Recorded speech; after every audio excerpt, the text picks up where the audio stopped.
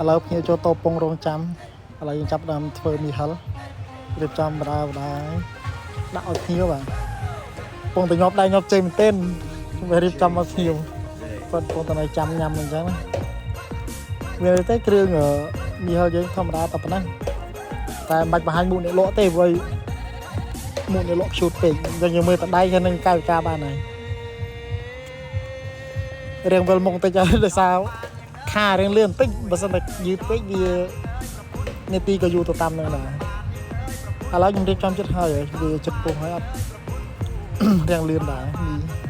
រៀបតែគ្រឿងហើយគេហើយឥឡូវនេះពុះហើយគ្រឿងសមុទ្រឈ្ងុយមែនទេតែពងលើកវាទៅឲ្យភ្ញៀវសេះស្អាតវាសុំសេះស្អាតថតសិនដល់ញ៉ាំទៀតយើងតបមកយើងច្រកឲ្យភ្ញៀវដែលគាត់ចូលចាំមួយទៀតសេះស្អាតមកទៀតគាត់ពុំច្រកចាំជួបគ្នានៅវីដេអូបន្តទៀត